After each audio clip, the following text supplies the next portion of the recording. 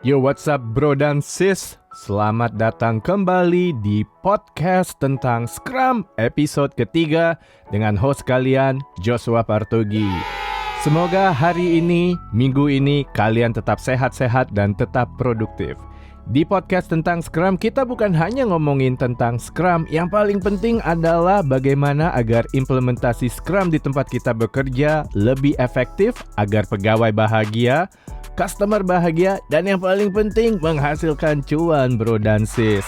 Semua episode podcast tentang Scrum juga kalian bisa dengarkan versi audionya saja di Spotify, Google Podcast, dan juga Apple Podcast. Sebelum memulai episode ketiga kali ini, gue mau ucapin banyak banget terima kasih buat kalian semua yang sudah mau mendengarkan 2 episode pertama podcast tentang Scrum dan juga membagikannya ke rekan kerja kantor kalian dan juga di jaringan sosial media kalian. Di 2 episode pertama podcast tentang Scrum, kita sudah ngomongin tentang 2 akuntabilitas di dalam Scrum, yaitu Scrum Master dan juga Product Owner.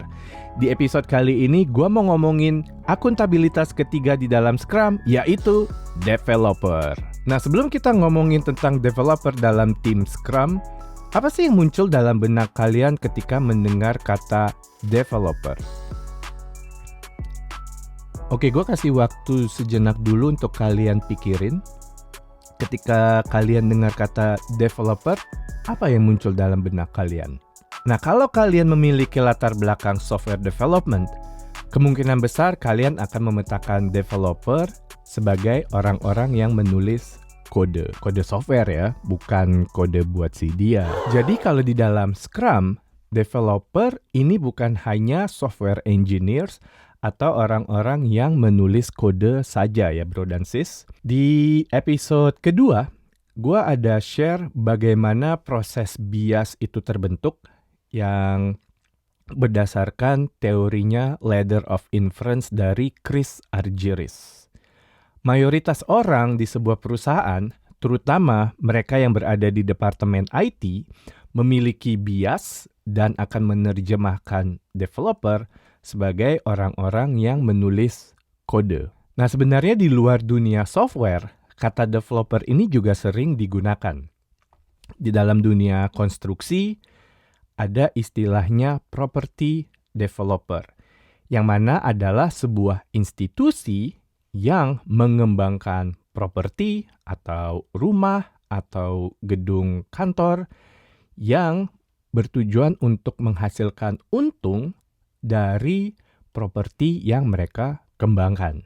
Nah, kalau kita lihat di dalam institusi property developer tersebut, ada ahli-ahli yang terdiri dari ahli teknik sipil, ahli arsitektur, ahli desain interior, ahli marketing, sales, dan sebagainya, di mana mereka berkolaborasi bekerja sama untuk menjual properti yang mereka kembangkan tersebut. Kata dasar developer adalah develop, yang artinya dalam bahasa Indonesia adalah mengembangkan atau membangun. Scrum sendiri sebenarnya bukan hanya dikhususkan untuk pengembangan software saja.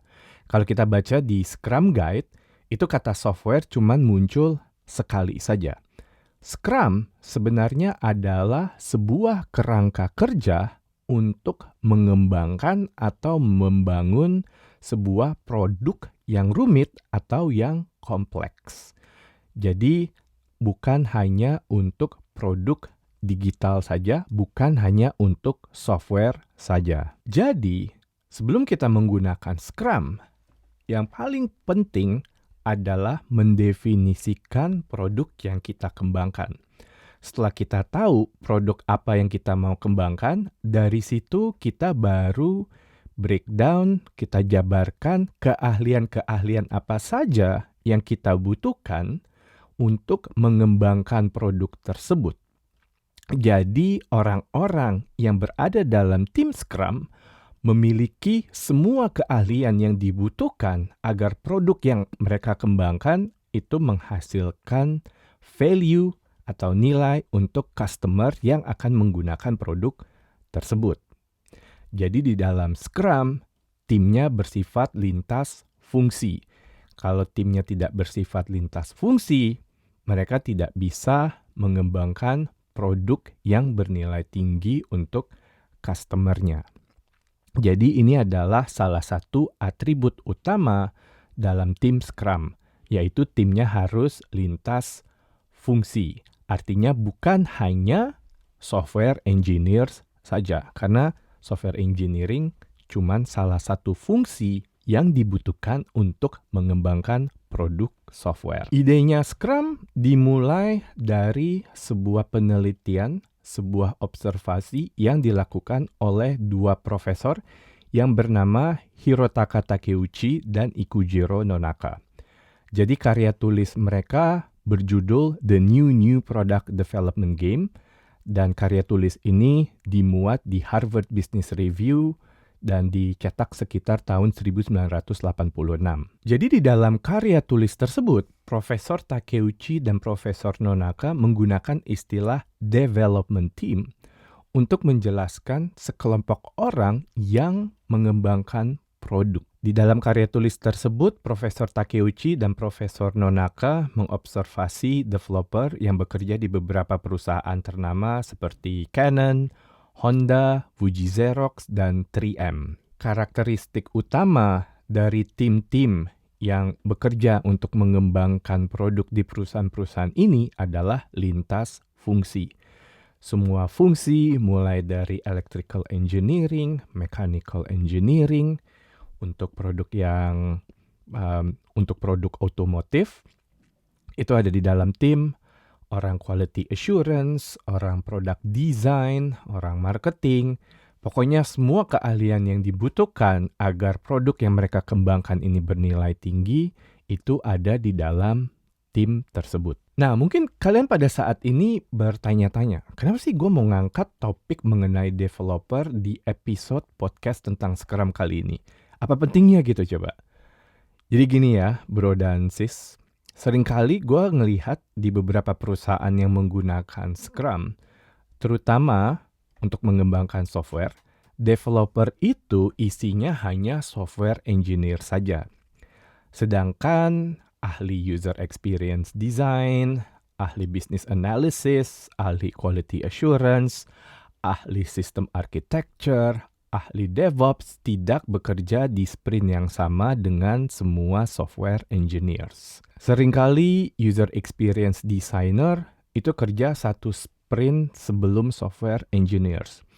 Jadi user experience designer ini akan melakukan user research, mereka akan melakukan customer interview, mereka akan membuat desain wireframe-nya, desain user interface-nya untuk dioper ke software engineers yang bekerja di sprint berikutnya. Jadi ada estafet ya.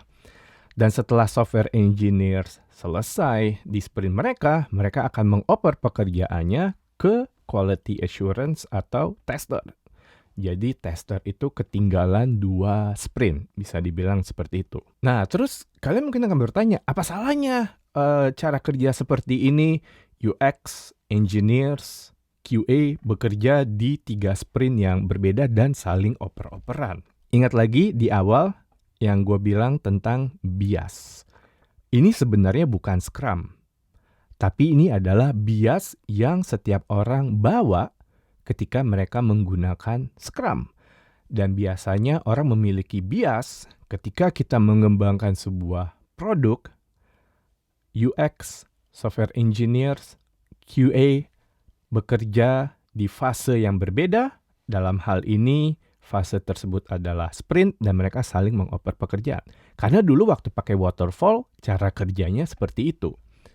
Jadi sebenarnya ini bukan Scrum. Ini sebenarnya adalah waterfall yang diperpendek dan berestafet. Ini bukan Scrum, tapi karena orang masih membawa bias mereka, inilah yang mereka lakukan. Inilah implementasi Scrum yang ada di kantor mereka. Nah, kecenderungannya, ketidakefektivitasannya banyak sekali dengan cara kerja waterfall diperpendek dan berestafet seperti ini. Satu, engineers biasanya tidak akan memiliki ownership dengan solusi atau desain yang diberikan oleh orang UX. Kenapa demikian? karena mereka tidak dilibatkan. Mereka cuman dilempar pekerjaan aja dari UX. Dan UX merasa bahwa apa yang sudah mereka lakukan itu sudah paling sesuai karena sudah melalui fase user research, customer interview, dan sebagainya. Nah, ini sebenarnya ada mispersepsi kalau UX itu hanya mengenai desain, right? Makanya kita tidak perlu engineers. Kita mengexclude engineers. Ada bias kalau UX itu hanya mengenai desain. Sebenarnya engineers itu juga bisa memiliki kontribusi yang sangat tinggi terhadap user experience. Karena si engineers bisa menawarkan peningkatan performa dari produk, yang mana itu bisa meningkatkan user experience juga. Tapi karena mereka tidak bekerja di sprint yang sama dengan UX, mereka tidak akan mikirin hal tersebut. Dan mereka juga biasanya engineers akan pasif gitu kan. Ya udah deh, lu kasih aja gua kerjaan. Mereka tidak punya ownership terhadap hasil solusi atau hasil riset yang dilakukan oleh tim UX.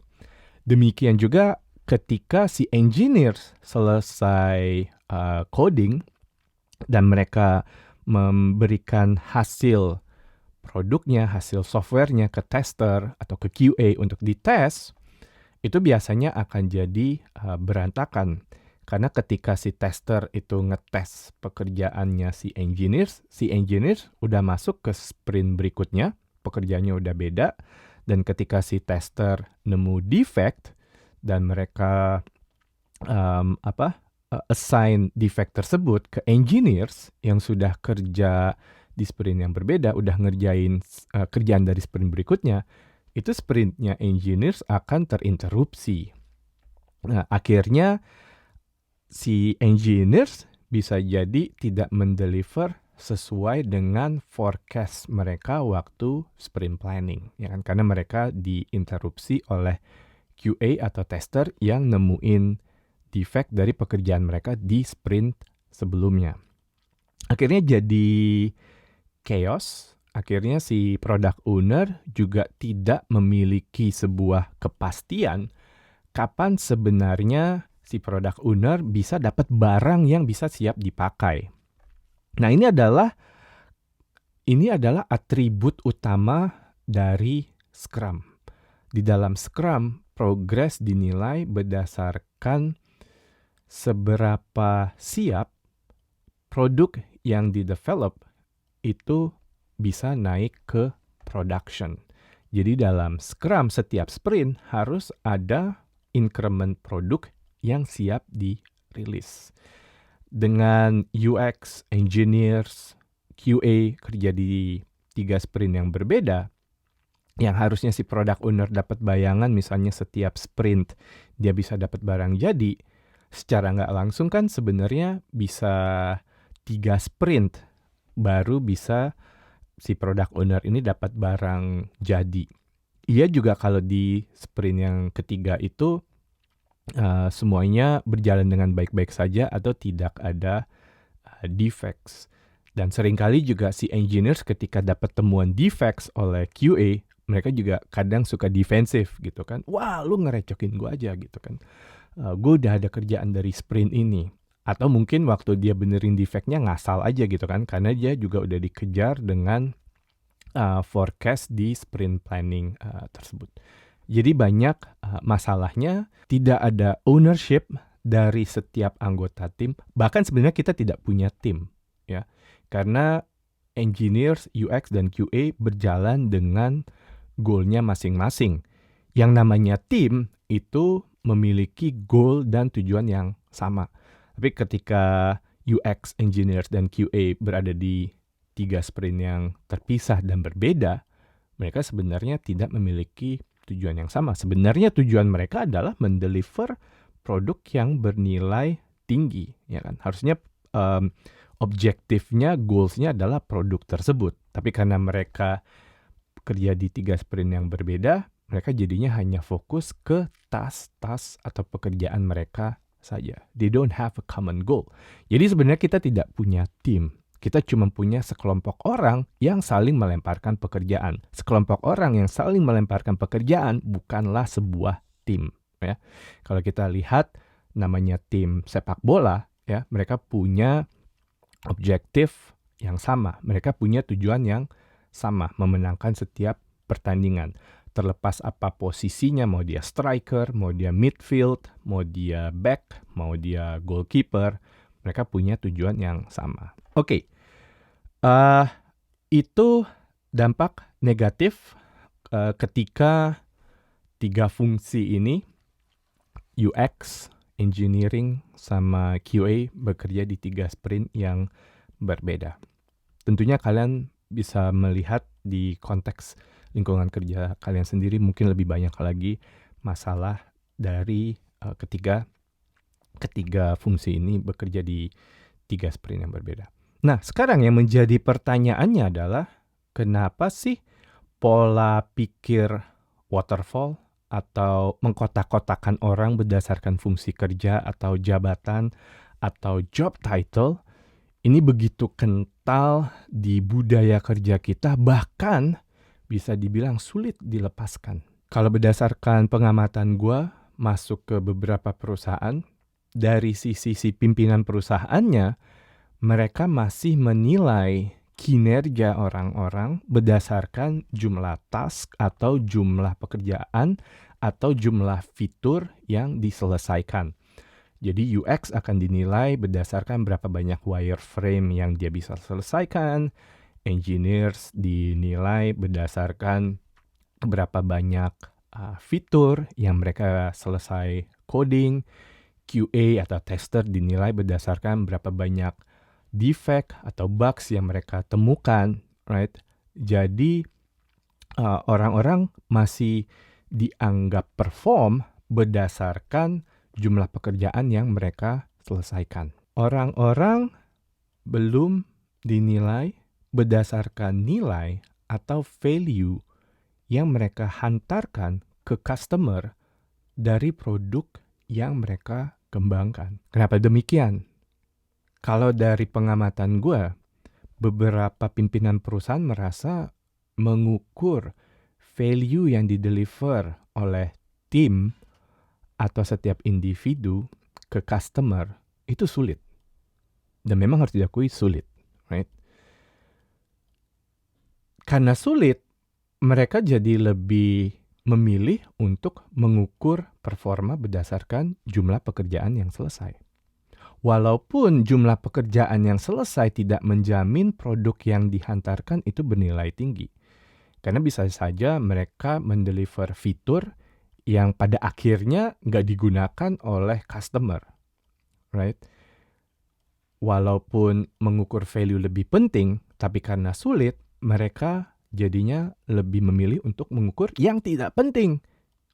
Karena yang tidak penting itu lebih mudah untuk diukur. Begitulah pengamatan gua mengenai pimpinan-pimpinan perusahaan ketika mereka menggunakan Key Performance Indicator atau KPI. Oke, itu dari sisi pimpinan perusahaannya.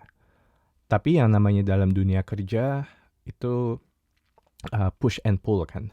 Dari sisi pegawainya atau dari sisi workernya, mereka juga berpikir, karena mereka tahu mereka diukur berdasarkan jumlah pekerjaan, berarti semakin banyak pekerjaan yang selesai, performa mereka dianggap bagus, ya kan? Terlepas apakah nanti produk yang mereka deliver itu akan bernilai tinggi, mereka nggak peduli.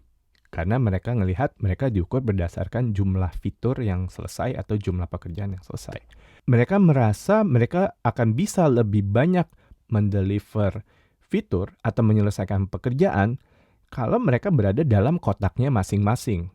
Ketika mereka harus berkolaborasi dengan fungsi-fungsi lain, itu mereka merasa akan nyusahin mereka, ribet, kebanyakan ngobrol, kebanyakan diskusi, kebanyakan brainstorming. Jadi mereka merasa ya mendingan oper-operan pekerjaan aja gitu.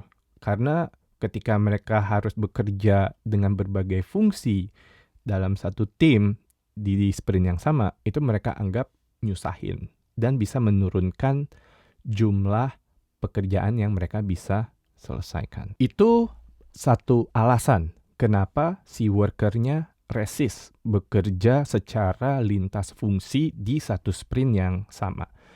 Alasan keduanya yang gue perhatikan, si worker ini merasa, wah kalau misalnya tim Scrum ini cross function, berarti gue harus jadi generalis dong. Berarti gue harus bisa semua. Nah ini sebenarnya salah persepsi yang cukup beredar luas di masyarakat. Dalam Scrum, tidak ada sebenarnya disebut kalau setiap orang, setiap individu di dalam tim Scrum itu harus menjadi seorang generalis. Ya. Yang cross function adalah timnya, bukan individunya. Jadi bisa aja dalam satu tim Scrum itu ada beberapa spesialis. Yang diharapkan oleh Scrum, kalaupun ada spesialis atau beberapa spesialis di dalam tim Scrum, mereka harus kolaborasi. Mereka harus saling mendukung, saling support satu sama lain, duduk bareng, menyelesaikan permasalahan yang sama, menghantarkan produk yang sama menuju satu tujuan yang sama. Itu yang diharapkan oleh tim Scrum. Sama kalau kita lihat tim sepak bola misalnya, tidak ada kan satu pemain yang bisa semua gitu kan, atau expert dalam semua gitu kan.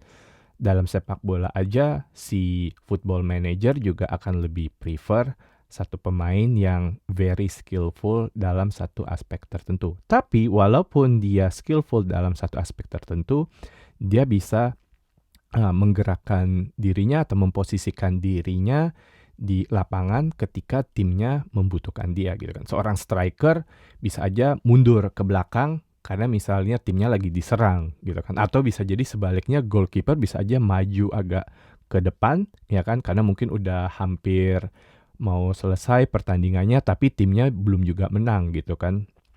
Itu contohnya seperti itu. Mengkotak-kotakan orang berdasarkan fungsi atau job title sebenarnya adalah sebuah antitesis dalam Scrum. Ketika kita menggunakan Scrum, kita harus keluar dari mindset manufaktur atau mindset pabrik. Ya, di mana kita memisahkan orang berdasarkan fungsinya dan mereka saling mengoper pekerjaan dari satu posisi, dari satu lini ke lini lainnya. Tujuannya Scrum bukan untuk menyelesaikan pekerjaan sebanyak mungkin. Ini sebuah mispersepsi. Ya, nggak ada dibilang di Scrum goals-nya atau performa tim Scrum dinilai berdasarkan jumlah pekerjaan yang selesai. Dalam Scrum, goal-nya adalah meningkatkan value dari produk.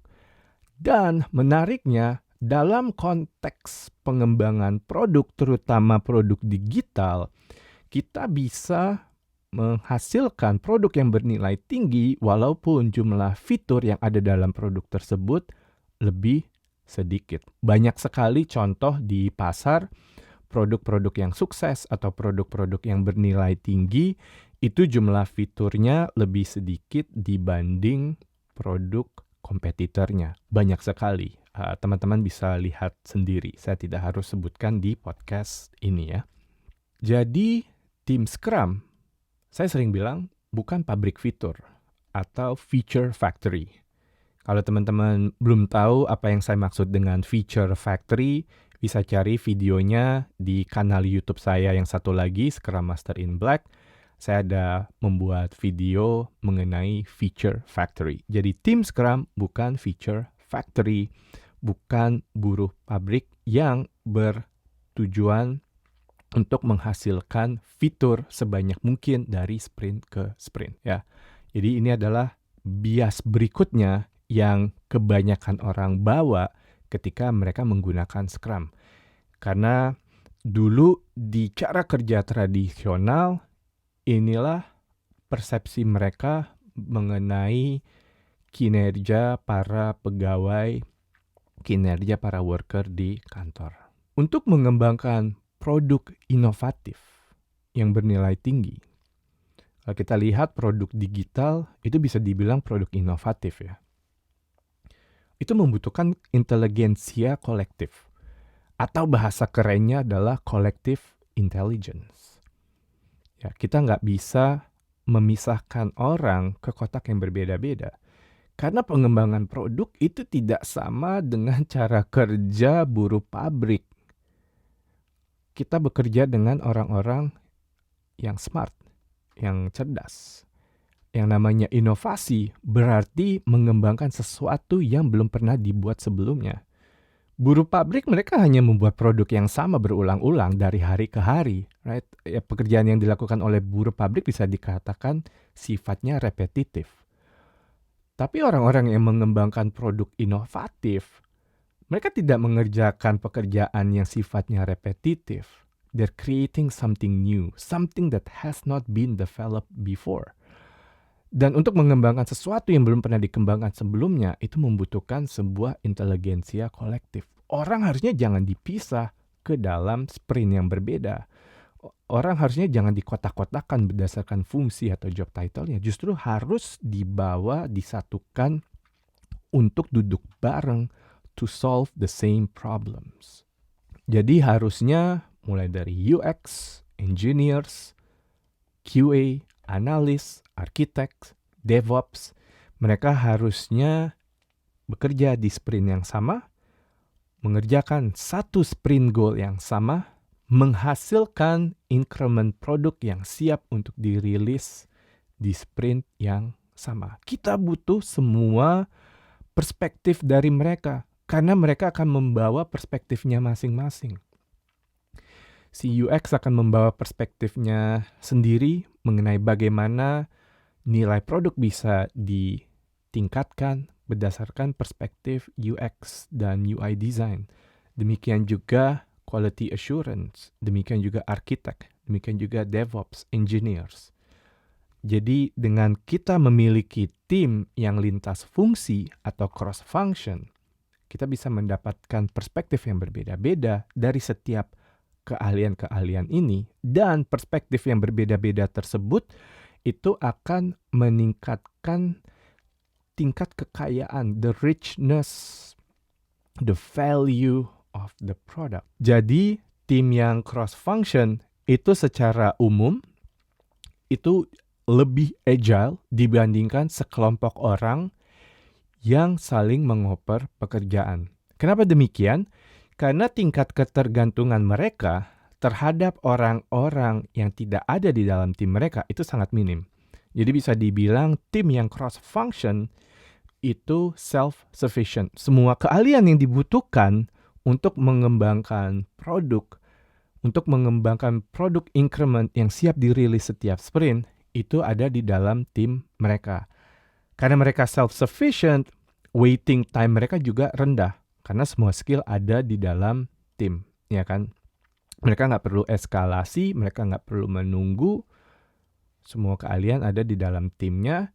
Karena waiting time-nya rendah, secara tidak langsung time to market bisa jadi lebih cepat. Makanya secara umum, tim yang cross function itu lebih agile dibandingkan sekelompok orang yang saling mengoper pekerjaan. Selain lebih agile, tim yang cross function itu juga memiliki ownership terhadap produk yang lebih tinggi ketimbang sekelompok orang yang saling mengoper pekerjaan.